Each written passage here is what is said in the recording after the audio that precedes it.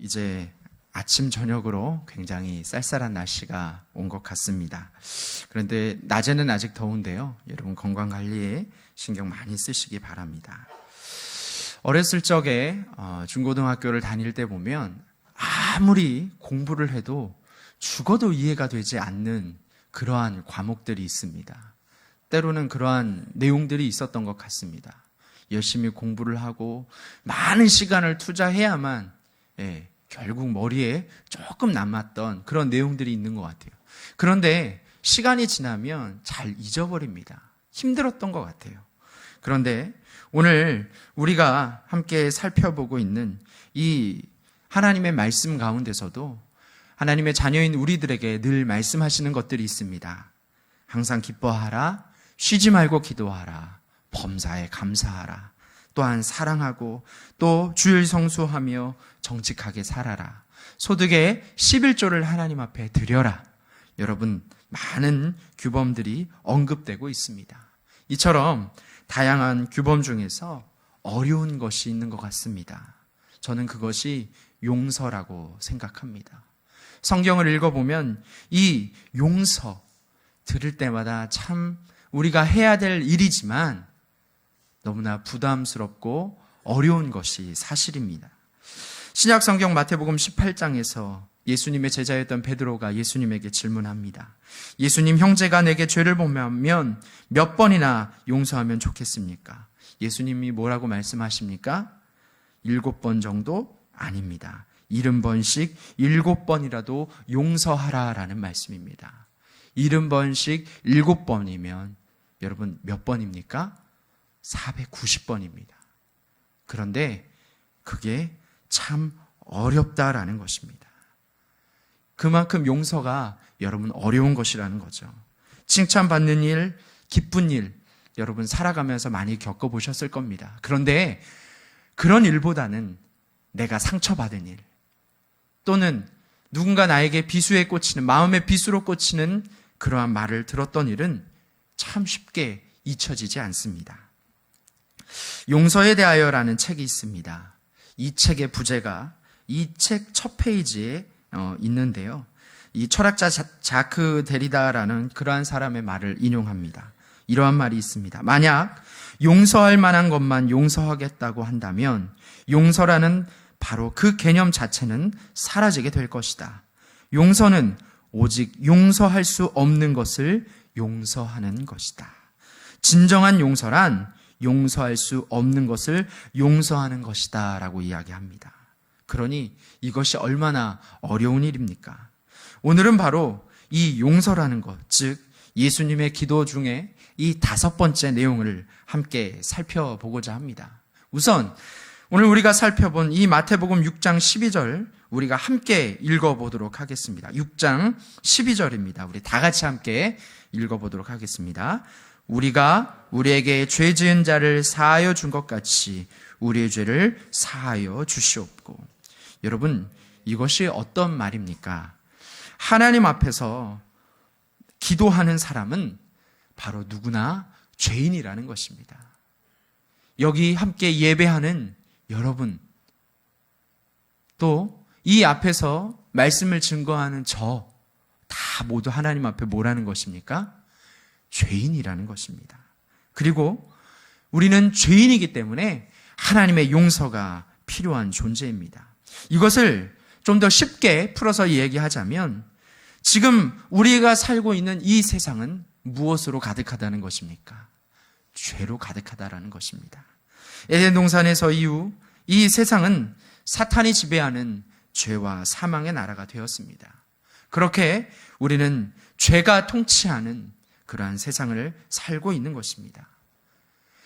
그렇기 때문에 우리는 이 죄가 통치하는 이 세상에서 살아가면서 사람들이 서로에게 의도했든 의도하지 않았든 우리는 서로에게 상처를 줍니다. 아픔을 줍니다. 고통을 줍니다. 그런데 재미있는 것이 있습니다. 상처를 받은 사람은 많은데 상처를 준 사람은 아무도 없다라는 것이죠. 지금까지 미스테리입니다. 도대체 우리는 누구에게 상처를 받은 것입니까? 모두가 다 피해자라는 것이죠. 그래서 우리는 하나님 앞에 기도합니다. 하나님의 이름만 거룩하게 되기를 구합니다. 하나님의 나라가 이 땅에 임재하기를 원합니다. 하나님의 뜻이 땅에서도 통치되기를 원합니다. 쉽게 말하면 여러분, 우리가 살고 있는 이 세상이 죄의 지배를 벗어나서 하나님의 통치를 원한다라는 그러한 간구입니다. 그리고 우리는 이렇게 기도했습니다. 하나님 나라가 이 세상에 임하는 통로로 우리를 사용하여 달라고 간구했습니다. 우리가 다리가 되게 해달라. 하나님, 우리가 이 세상에 하나님의 은혜와 사랑을 전하는 통로가 되게 해달라고 기도했습니다. 그래서 여러분, 오늘 우리가 함께 살펴본 이 용서라는 기도가 중요합니다. 요즘 이 건강 때문에 물을 많이 드시죠? 여러분, 우리 집에 좋은 물, 깨끗한 물을 공급하기 위해서는 이 상수도, 이 수원지에 있는 물이 깨끗해야 됩니다. 여러분, 그렇지 않습니까? 위에 있는 물이 깨끗해야 우리가 먹는 이 수돗물도 깨끗할 수밖에 없는 것이죠. 그런데 위에 있는 물이 아무리 깨끗하다 할지라도 그 물이 통해서 우리 집까지 오는 그 수도관이 더럽다면 여러분, 아무리 위에 있는 물이 깨끗하다 할지라도 우리는 더러운 물을 먹을 수밖에 없는 것입니다. 즉, 여러분, 이 수도관이 오염되면 우리가 먹는 식수도 덩달아 오염될 수밖에 없다라는 것이죠. 여러분, 우리를 용서하소서. 예수님의 이 기도는 우리를 깨끗하게 해달라는 기도입니다. 하나님 나라 생수가 흘러갈 우리가 깨끗한 통로가 되게 해달라는 그러한 간구입니다. 죄의 지배에 순응하며 살았던 마음의 때를 하나님 용서하여 주시옵소서. 죄에 속한 부패한 생각을 용서하여 주시옵소서. 우리는 그렇게 깨끗한 통로가 되기 위해 죄사함의 용서를 구합니다. 사랑하는 성도 여러분, 하나님의 생수가 넘쳐나도록 흘러가는 그런 깨끗한 통로가 되기를 축복합니다. 이 세상에 살면서 이것보다 더 큰 축복은 없습니다. 나를 통해 하나님의 은혜와 그 축복이 흘러간다는 것, 하나님의 축복이 나를 통해 세상을 덮는다는 것, 이것이 아브라함과 이삭과 야곱과 다윗이 누린 축복입니다. 아브라함과 이삭과 야곱, 요셉, 다윗을 우리는 생각하면 참 하나님 앞에 축복받은 존재이다, 완전한 사람이다, 그러한 생각을 할지 모르겠지만 사실 그들도 이 세상을 살아가면서 죄 가운데 많은 잘못과 잘못된 선택을 할 때가 있었습니다. 그런데 그때마다 그들은 하나님 앞에 돌아갔고 하나님 앞에 깨끗해지기를 간구했다라는 것입니다. 그래서 그들은 하나님의 깨끗하심을 경험한 축복을 누린 사람인 줄로 믿습니다. 여기 있는 저도, 또 여기 있는 여러분 모두도 이 세상 살아가면서 넘어질 때도 있습니다. 세상 가운데 무릎을 꿇을 때도 있습니다. 죄 가운데 있었습니다. 그러나 우리가 깨끗해지기를 바랄 때 하나님께서는 우리를 용서해 주시고 우리를 축복의 통로, 은혜의 통로로 사용해 주시는 줄로 믿습니다. 그런데 오늘 본문 12절에 보면 특이한 구절이 있습니다. 무엇입니까? 우리가 우리에게 죄 지은 자를 용서하여 준 것 같이라는 표현입니다. 이건 하나님께 용서받기 위한 전제 조건이 우리의 형제 자매를 용서하는 것임을 의미합니다. 여러분, 이 구절을 우리가 어떻게 이해하면 좋겠습니까? 마태복음 18장에 소개되는 이 1만 달란트 빚진 종의 비유가 이 구절을 이해하는 데 많은 도움을 줍니다. 여러분, 이 1만 달란트라는 이 어마어마한 이 빚이 어느 정도인지 짐작이 되십니까? 오늘 한번 우리가 아침 이른 시간이지만 초등학교 산수 시간으로 한번 돌아가 보도록 하겠습니다. 이 1달란트는 600데나리온입니다. 이 한 데나리온이요, 한 사람이 하루 일한 품삯을 1데나리온이라고 합니다. 그렇다면 이 6,000데나리온은 얼마입니까? 6,000일을 일한 품삯입니다. 그렇다면 우리가 1년 동안 일을 할 수 있는 기간을 300일이라고 계산을 했을 때 이 1달란트는요, 즉 얼마입니까? 20년 동안 일한 20년 동안 일한 그러한 품삯을 이야기하는 것입니다. 그렇다면 20년의 여러분 품삯의 만을 곱해 보십시오. 다들 조용하신데요. 제가 말씀드리겠습니다. 바로 20만 년입니다. 20만 년의 품삯. 감이 잘 안 오시죠? 여러분 20만 년 사실 수 있으세요? 아무도 없죠. 우리 언제 하나님 부르심을 받을지 모르겠지만 아마 길든 짧든 다 100년 안팎일 것입니다. 그런데 20만 년을 일해야 벌 수 있는 그 품삯을 그 종은 주인에게 빚진 것입니다. 그러자 그 주인은 어떻게 합니까? 그 1만 달란트 그 빚진 종의 모든 빚을 면제해 줍니다. 얼마나 기쁜 일입니까? 얼마나 좋은 일입니까? 그런데 그 1만 달란트 그 빚을 탕감받은 그 종이 밖에 나가서 자기에게 100데나리온 빚을 진 사람을 만나게 됩니다. 100데나리온은 쉽게 얘기해서 4개월 이 월급에 해당하는 규모입니다. 1만 달란트와 4개월 이 빚진 100데나리온, 누가 더 많은 용서를 받았습니까? 그는 자기에게 100데나리온 빚진 자기 친구의 멱살을 잡고 그를 감옥에 가둡니다.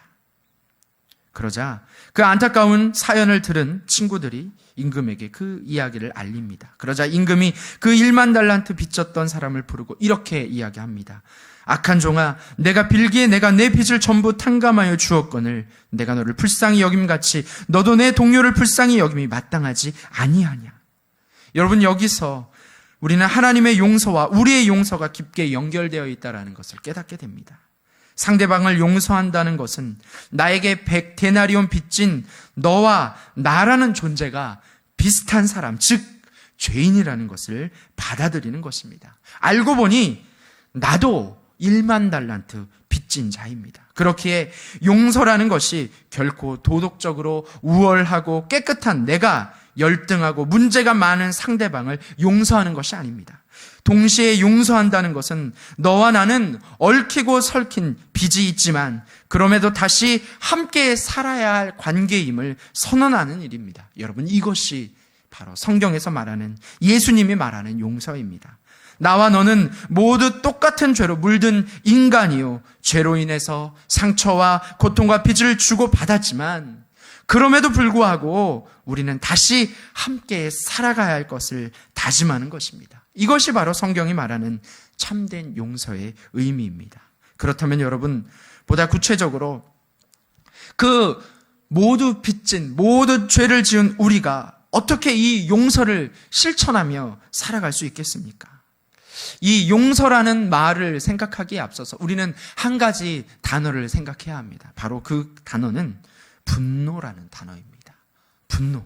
우리가 흔히 용서할 수 없다고 할 때 그것은 그 분노를 억누를 수 없다라는 그러한 의미가 됩니다. 반대로 상대방을 용서한다고 한다라는 것은 그것은 분노의 감정을 억제 혹은 버리는 것이다라고 생각합니다. 그렇기 때문에 용서가 어렵다라는 것은 분노를 억누를 수 없고 버릴 수 없다라는 그러한 의미가 됩니다. 그러나 여러분, 이 용서와 분노가 꼭 대립될 것이 아니라면 여러분, 우리는 다시 한번 생각해 봐야 합니다. 앞에서 소개해드렸던 이 용서란 무엇인가라는 책에는 분노를 3가지로 정의하고 있습니다. 첫 번째는 본능적 분노, 두 번째는 성찰적 분노, 세 번째는 파괴적인 분노. 이 3가지 분노를 제시하고 있습니다. 우선 이 본능적 분노라는 것은 동물적으로 반응하는 것입니다. 육체적인 고통을 입을 때 즉각 나타나는 분노입니다. 누군가 나에게 상해를 가하거나 폭력을 가하게 되면 여러분, 우리는 어떻게 됩니까? 본능적으로, 아주 즉각적으로 분노를 표출합니다. 이것은 도덕이나 윤리와는 관계가 없습니다. 두 번째, 이 분노는 성찰적인 분노입니다. 어떤 잘못된 행위에 대해서 바로 도덕적으로 분노하는 것입니다. 본능적으로 나오는 이 분노에 머물지 않고 이 분노가 정당한 것인지, 왜 이렇게 분개하게 되었는지 생각한 후에 생기는 분노입니다. 즉각적인 분노가 아닌 이 윤리적인 판단이 가미된 분노라고 할 수 있는 것이죠. 세 번째 분노는 파괴적인 분노, 즉 본능적인 분노나 이 성찰적 분노가 지나치게 커짐으로 인해서 누군가를 증오하고 원한이 생기고 복수로 발전하는 것을 의미합니다. 이런 파괴적인 분노는 아주 극도로 예민한 감정과 함께 상대방을 악마처럼 여기고 증오하는 것이죠. 성찰적 분노와 비교해 보면 아주 중요한 차이점이 있습니다. 이 성찰적인 분노는 잘못된 행동에 초점이 맞춰 있다면, 마지막 이 파괴적인 분노는 잘못된 행동을 범한 사람에게 향하는 것입니다. 이런 증오가 지나치게 되면 상대방의 존재를 아예 부정하고 모욕하는 방식으로 변하게 됩니다. 이렇게 보면 모든 분노가 여러분 다 나쁜 것은 아닙니다. 분노는 본능적으로 나오는 감정입니다. 여기서 건강한 용서를 우리는 생각해 볼 수 있습니다. 건강한 용서란 분노의 감정을 인정하는 것에서 시작합니다. 우리는 용서라고 하면 아까 말씀드렸다시피 이 분노의 감정을 억제하거나 버려버리는 것이라고 이야기하지만, 건강한 용서라는 것은 이 분노의 감정을 인정하는 것에서 시작합니다. 부당한 행위를 당해 생겨난 이 분노의 감정을 무조건 버리는 것이 아니라 자기의 마음이 아파하고 분노하고 있는데 그러한 감정을 억지로 억누르는 것은 건강한 용서가 아니라 그것을 받아들이는 것입니다. 이 분노의 감정을 억지로 억누르는 것은 어떻게 보면 자기학대인 것이죠. 동시에 건강한 용서는 또한 파괴적인 분노를 단념하는 것입니다. 파괴적인 분노, 가해자에 대해 너무 화가 나서 상대방을 악마 혹은 이 사탄 마귀로 증오하고 복수하려는 파괴적인 분노는 여러분 어떻습니까? 결국 또 다른 폭력을 일으킵니다. 그렇게 건강한 용서는 파괴적인 분노를 단념하는 것입니다. 그리고 누가 왜 이런 행동을 범하였는지 도덕적으로 윤리적으로 성찰합니다. 이를 통해 가해자에 대한 연민의 감정을 갖도록 노력하는 것이죠. 즉 너와 나는 하나님 앞에서 갚을 수 없는 빚을 진 그러한 존재다라는 것을 깨닫는 것입니다. 그리고 다시 새로운 관계를 시작할 수 있을지 모색하는 것, 바로 이것이 건강한 용서의 과정이라는 것이죠. 사랑하는 성도 여러분, 용서라는 것은 쉽지 않습니다. 한순간 상대방을 용서했다고 끝나는 일이 아닙니다. 돈 때문에 가족을 죽인 범죄자를 여러분 어찌 용서할 수 있습니까? 세월호 침몰로 자녀를 잃은 부모가 어찌 용서할 수 있겠습니까? 위안부로 끌려갔던 할머니가 어찌 일본을 용서할 수 있겠습니까? 용서는 결코 쉬운 것이 아닙니다. 그런데 예수님께서 오늘 우리에게 원수를 사랑하라라고 말씀하고 있습니다. 긍휼히 여기는 자가 긍휼히 여김을 받는다라고 말씀하십니다. 그런 삶이 어떤 것인지, 그래서 예수님께서는 십자가에서 그 용서를 보여주십니다. 누가복음 23장 34절에 보면 자신을 십자가에 못 박는 로마 병사들을 위해 말씀하십니다. 아버지, 저들을 사하여 주옵소서. 자기들이 하는 것을 알지 못함이니이다. 저 무지함으로 하나님의 아들 예수님을 십자가에 못 박고 있다고 예수님께서는 로마 군인들을 용서하십니다. 자신에게 잘못한 사람들을 용서하십니다. 바로 이것이 우리가 걸어가야 할 십자가의 길인 것입니다. 찬송가 144장 3절은 이렇게 노래하고 있습니다. 피와 같이 붉은 죄 없는 이가 없네. 십자가의 공로로 눈과 같이 되네. 피와 같이 붉은 죄 여러분 없는 이가 어디 있겠습니까? 오늘 이 시대를 살아가고 있는 우리는 서로에게 상처를 주고 상처를 받고 많은 아픔을 주고받고 있습니다. 우리는 모두 이 1만 달란트 빚진 자들입니다. 우리가 그 사실을 깨닫는다면 지금 나에게 상처를 주고 과거 나에게 아픈 상처를 줬던 그 사람도 하나님 앞에 동일한 1만 달란트 빚진 자가 되는 것입니다. 그러나 십자가 보혈로 우리는 도무지 갚을 수 없는 그 빚을 탕감받았습니다. 그러니 십자가에 달린 예수님처럼 우리는 죄는 미워하되 사람을 긍휼히 여기며 불쌍히 여기는 용서의 길, 그 어려운 길을 우리 함께 잘 걸어가실 수 있기를 주의 이름으로 간절히 축복합니다. 기도하겠습니다. 사랑하는 주님, 우리를 하나님 나라 생수가 흐르는 정결한 통로가 되게 하여 주시옵소서. 우리의 죄를 용서하여 주시옵소서. 하나님께 1만 달란트 빚진 우리들을 불쌍히 여기시고 용서하옵소서. 우리가 우리에게 잘못한 사람들 100데나리온 빚진 자를 용서하며 살겠습니다. 그리하여 주님 쓰시기에 합당한 그릇들이 되게 하여 주옵소서. 예수 그리스도의 이름으로 간절히 기도하옵나이다.